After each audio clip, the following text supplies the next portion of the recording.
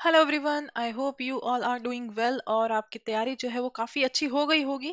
क्योंकि देखिए आज 27 तारीख है और बस अभी कल एएओ और जेएसओ के जो स्पेशल एग्जाम्स है वो है स्टैटिस्टिक्स एंड इकोनॉमिक्स। और 29 जैन को मेन एग्जाम्स है सभी के जो कंपलसरी एग्जाम होते हैं, मैथ्स और इंग्लिश का, सीजीएल टीयर 2 का, है ना। सो ये जो एग्जाम्स है तो इसके लिए बस एक छोटी सी लास्ट में टिप्स है, तो आप ज़रूर इसको सेशन को देखिएगा। So let's start the session. Okay. So देखिए, जो मेरा एक्सपीरियंस रहा है वही मैं आपके साथ शेयर करूंगी। सो मैं आपके सामने सब दिखा देती हूँ। First of all, no new concepts. इसका मतलब क्या है कि अभी फिलहाल जो है ना, आपकी सारी तैयारी हो चुकी है। एक दो दिन में आप कुछ नया नहीं करेंगे, क्योंकि अगर आपने कुछ नया कर लिया अभी फिलहाल तो उससे क्या होगा, आपका जो ऑलरेडी जो माइंड सेट हो चुका है वो कहीं ना कहीं डिस्टर्ब हो जाता है। और ये वाले जो नए कॉन्सेप्ट्स होते हैं ना, ये फाइनल एग्जाम में कहीं ना कहीं भूलने के चांसेस होते हैं, बिकॉज अभी तक आपका इनके ऊपर हाथ नहीं बैठा है। तो किसी से ज्यादा कुछ नया कॉन्सेप्ट नहीं सीखना है, कोई नई वीडियो देख ली है उसको नहीं फॉलो करेंगे, तो ये सब चीजें आप नहीं करेंगे। ओके, तो ये चीज पक्का एकदम रट लीजिए। आपको वैसे भी अभी देखिए, आज 27 जनवरी है, कल 28 जनवरी है, परसों 29 है।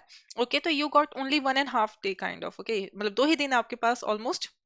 बिकॉज अभी शाम को अगर ये हमारी वीडियो आ रही है तो you got only 1.5 day.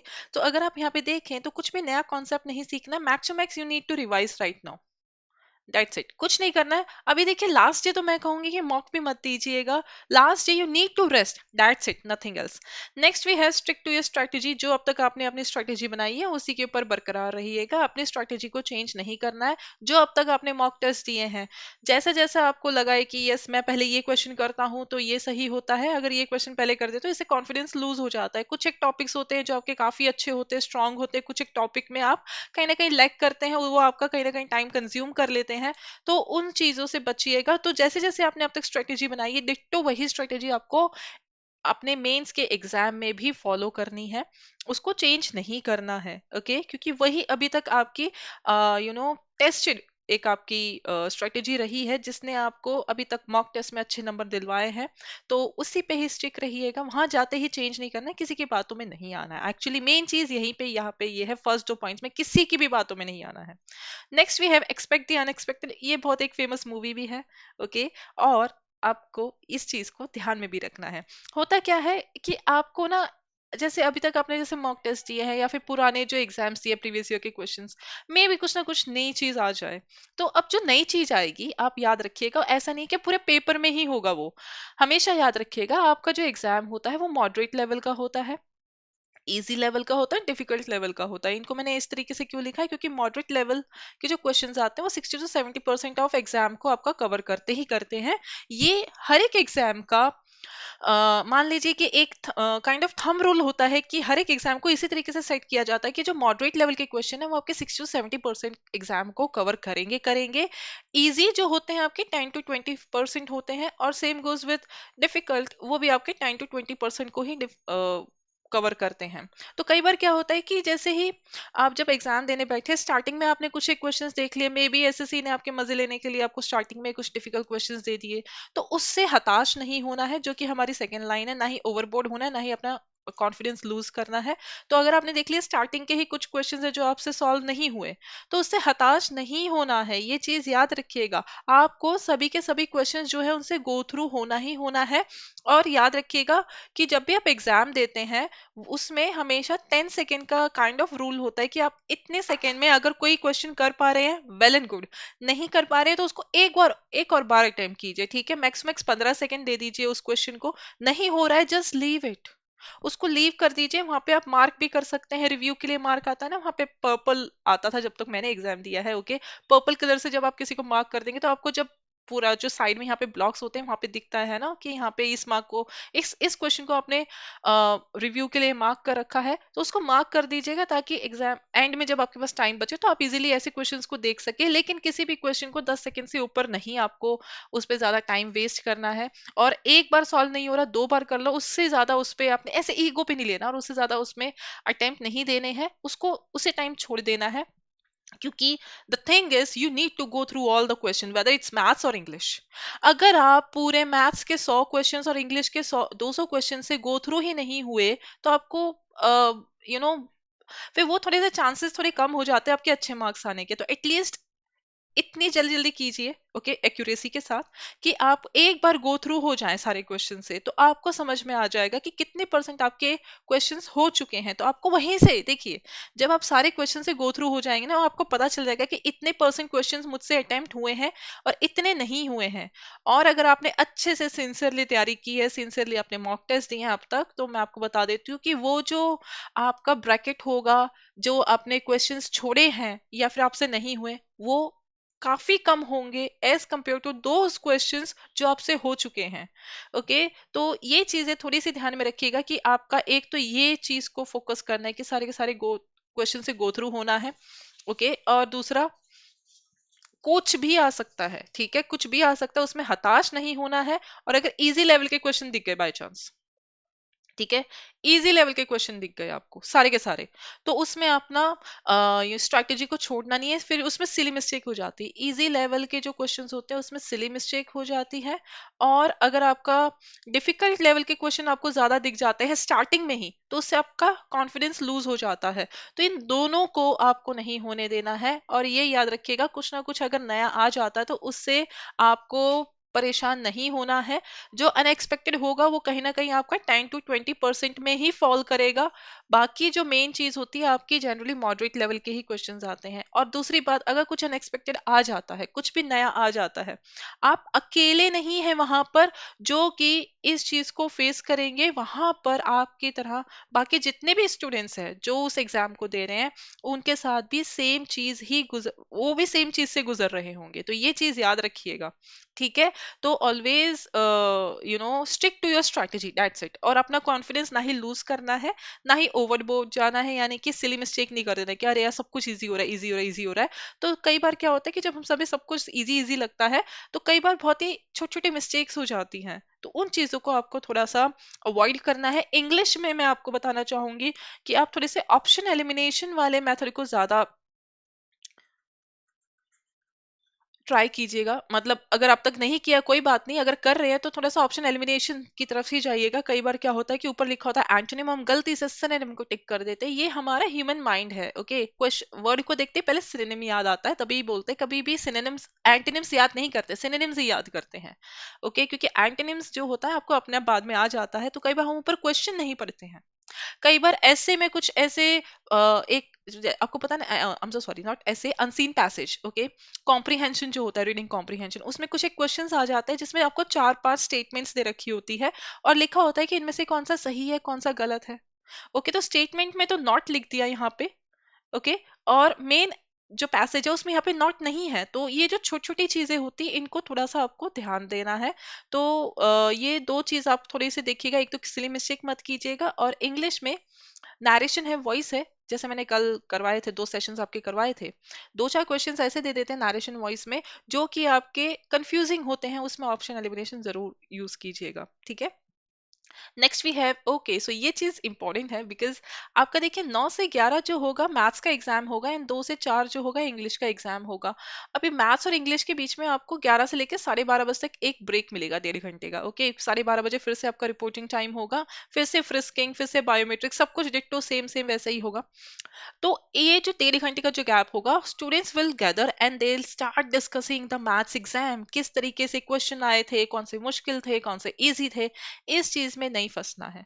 By chance आपको लगा कि आपका क्वेश्चन ये आपकी तरफ से ठीक था, लेकिन बाय चांस वो गलत हो गया दूसरों की नजरों में, तो आपका कॉन्फिडेंस कहीं ना कहीं डाउन हो जाता है और आने वाले एग्जाम को अफेक्ट करता है। और दोनों जो एग्जाम है आपके लिए इक्वली इंपॉर्टेंट है। और आप देखिए, मैथ्स के एग्जाम जब मैथ्स का जब एग्जाम हो गया, 1 घंटा 1.5 घंटा जो भी है, उसके ड्यूरेशन में आप कुछ नहीं कर सकते। जो हो चुका है वो हो चुका है, बाकी लोगों को डिस्कस करने दीजिए, आप मत डिस्कस कीजिएगा। क्योंकि वो जो आप डिस्कशन करेंगे ना, वो कहीं ना कहीं आपके इंग्लिश के एग्जाम को अफेक्ट कर सकता है। तो इस चीज से दूर रहिएगा। ओके, लास्टली वे मतलब इस स्लाइड में है। अच्छा, ये मैं आपको बता चुकी हूँ कि एक ही क्वेश्चन पे ज्यादा टाइम वेस्ट नहीं करना है, आपको हर एक क्वेश्चन से गो थ्रू होना है, तभी आपको पता चलेगा कि किस लेवल के क्वेश्चंस आए हैं और कितने मुश्किल है कितने इजी है, ठीक है। स्टार्टिंग में डिफिकल्ट एग्जाम्स क्वेश्चंस को देख के डरना नहीं है, और इजी क्वेश्चंस को देख के ये नहीं सोचना है कि बस हम तो एकदम क्लियर है, क्योंकि अगर इजी पेपर आ जाता है, सब अच्छा करेंगे। और अगर मुश्किल पेपर आ जाता है तो फिर वहां पे डिपेंड करता है कि किसने कितनी तैयारी की है, ये आपको पता ही है। ओके, तो जनरली इसलिए मॉडरेट पेपर ही रखा जाता है। ओके, ये हमारा हो गया, हम सॉरी फिर से रिपीट हो गया, ये दोनों हो चुके हैं, सॉरी ये तीन हो चुके हैं। Okay, last one is yes. Okay, next thing we have is pack everything a day before. आपको लास्ट मिनट रश से बचना है। ऐसे नहीं है कि सुबह 7:30 बजे आपको पहुंच रहे हैं और रात को 9 बजे आप तैयारी कर रहे हैं, नो। 28 तारीख को ही सुबह, अगर आपका 29 तारीख को सिर्फ एग्जाम है और अगर आपका कल ही एग्जाम है, तो अभी अभी कर लीजिए अपने जितने भी डॉक्यूमेंट्स है, जो भी बोला, ID proof, mask, hand sanitizer. Okay, और जो आपको एक डिक्लेरेशन फॉर्म भी तो लेके जाना है अपने साथ, कोविड डिक्लेरेशन फॉर्म, कि आपको उस टाइम पे कोविड नहीं है, वो जरूर अपना तैयार करके रखिएगा। लास्ट मिनट रश से जरूर बचिएगा। ओके, जाने का रास्ता, बस बस जो भी है सब पहले से तैयार रखिए, मतलब उनके बारे में जानकारी रखिए, ताकि आप एंड मोमेंट पे आप फंसे ना। ठीक है, तो ये चीज थोड़ा सा ध्यान में रखिएगा, क्योंकि अगर शुरुआत ही बुरी हो जाती है तो पूरा दिन कहीं ना कहीं हमारा हमें रहता है कि अरे यार ये चीज गलत हो गई, गलत हो गई, राइट। सो हौच पौच नहीं होने देना है अपना। आराम से उठिएगा, सुबह सुबह जल्दी उठना पड़ेगा, आराम से तो क्या ही उठेंगे। ओके, और क्योंकि देखिए यहाँ पे है ना, you need to reach the centre at 7:30। So some students, उनके जो सेंटर्स होंगे नजदीक होंगे, कुछ लोग होंगे जिनके दूर होंगे। So as per the distance you need to leave your home, और थोड़ा मार्जिन ज्यादा ही करके रखिएगा। पता चले 1 घंटे का सफर है और आप सोच रहे हो कि चलो 8:30 बजे तक पहुंच सकते हैं, तो आप आराम से 7:30 बजे निकल रहे हो। नहीं, ऐसा कुछ नहीं है, 7:30 से 8:30 बजे तक है एंट्री टाइम, लेकिन ट्राई कीजिएगा कि आप 8 बजे से पहले पहले ही पहुंचे। Okay, before 8 p.m. You should reach your venue, नहीं तो फिर इशू होने के थोड़े ज्यादा चांसेस रहते हैं। आप जब अंदर जाके बैठेंगे ना, जब आपकी फ्रिस्किंग वगैरह बायोमेट्रिक सब हो जाती है, जब अंदर जाके बैठेंगे आप शांत हो जाते हैं लोगों को देख के। एंड मोमेंट पे पहुंचेंगे तो एंड में आपकी फ्रिस्किंग होगी, एंड में आपका सारा रजिस्ट्रेशन बायोमेट्रिक्स वगैरह होगा, तो एकदम एंड में पहुंचेंगे तो कहीं ना कहीं आपको आराम से, मतलब अपना जो आपका जो हार्ट बीट होती है, जो भी होता है, जो टेंशन है, नर्वसनेस है, उसको सेटल होने में टाइम नहीं मिलेगा, और फिर आपको वो फिर अफेक्ट करता है आपके एग्जाम को। ओके, तो इसलिए एक दिन पहले ही जल्दी सो जाइएगा। मैंने बोला है 28 तारीख को आपको कुछ नहीं पढ़ना है, कुछ नहीं करना है, आराम कीजिएगा। ठीक है, जो पढ़ना था वो अब तक हो चुका है, एक दिन में कोई यू नो कुछ वो नहीं कर सकता है ना, आपको पता है झंडे नहीं गाड़ते हम लास्ट डे में। ओके, वो ग्रेजुएशन के एग्जाम्स होते थे, लेकिन यहाँ पे हमारा सिलेबस बहुत अनलिमिटेड है। Max to max you can revise, that's it, revise कर लीजिए। ज्यादा ही टेंशन हो रही है तो एक मॉक टेस्ट दे दीजिए, लेकिन ज्यादा कुछ ऐसे नया कॉन्सेप्ट वगैरह कुछ पढ़ने की जरूरत नहीं है। Okay, and yes, I told you, take full rest day before. Okay, जल्दी सोइएगा और हल्का फुल्का खाइएगा, ज्यादा हैवी वगैरह खा लिया तो वहां पे नींद आती है। ओके, और यस, जो ब्रेक होगा ना, जो 1 1.5 घंटे का जो ब्रेक होगा आपका 11 से 12:30 बजे तक, try to drink some coffee और टी, क्योंकि आप पहले ही एग्जॉस्ट हो चुके हैं। 7:30 बजे से आप वेन्यू पे पहुंचे हुए हैं, दिन के 12:30 बज चुके हैं, फिर अब आपका 2 से 4 बजे तक फिर से एग्जाम है, दोपहर का टाइम होता है, तो इस टाइम पे थोड़ी सी नींद आती है। Just try to take some tea और coffee, whatever you like. Okay, if you don't drink, well and good, अगर पीते हैं तो जरूर ये थोड़ा सा ध्यान में रखिएगा, पी लीजिएगा।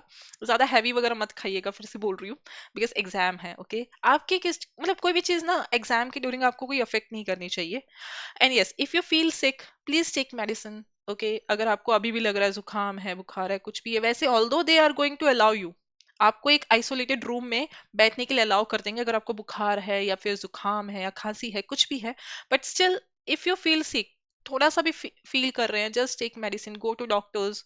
ओके, कई लोगों को एग्जाम सिकनेस भी हो जाती है ना, एग्जाम से पहले बीमार हो जाते हैं, तो just go to doctor, take some medicine and try to keep calm. Okay, शांत रहिएगा।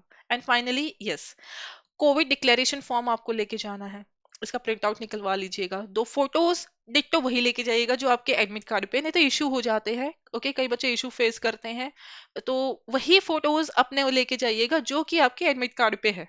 ओके, एडमिट कार्ड का प्रिंट आउट लेना है आपको, मास्क, हैंड सैनिटाइजर, ये वैसे भी पता ही है हमें। और यस, अगर आपको पानी प्यास लगती है तो आपको अपनी बॉटल लेके जानी है जो कि ट्रांसपेरेंट हो। तो बेस्ट थिंग इज, जो ये बिस्लरी वगैरह की बॉटल्स आती हैं वो ले लीजिएगा, उसके ऊपर का रैपर फाड़ दीजिएगा, आपकी खुद की बॉटल हो जाएगी, तो वो बेटर रहेगा। ओके, तो ये चीजें आप ले जा सकते हैं, ये आपको लेके भी जानी है। मे बी वहाँ पे पानी कोई प्रोवाइड करे या ना करे, और वैसे भी कोविड का टाइम है तो थोड़ा सा सेपरेशन डिस्टेंसिंग जो भी होता है वो अच्छा रहता है। ओके, और यस, आपका जो रोल नंबर होगा आपको गेट पे नहीं लगा हुआ मिलेगा, स्पेशली आपके इंस्ट्रक्शंस में दे रखा है एडमिट कार्ड के, उसमें लिखा हुआ है कि आपको जैसे जब इंडिविजुअली सबको उनका seat number and lab number जो भी है सबको इंडिविजुअली दिया जाएगा, बाहर एक ऐसे लिस्ट पहले जैसे लगती थी वो नहीं लगेगी। Okay, so these were the some last minute tips from my side. I hope आप लोगों का सबका एग्जाम अच्छा हो। मैं आशा करती हूँ कि जल्दी से आप सीजीएल एग्जाम टीयर 2 जो है आपका एकदम अच्छे से आपका एग्जाम हो जाए, और टीयर 3 की तैयारी आप जल्दी शुरू कर दे, नहीं की है तो। Okay, so see you next time, till then bye bye and take care, and also please like the session and subscribe our channel, and also share the session. Thank you so much.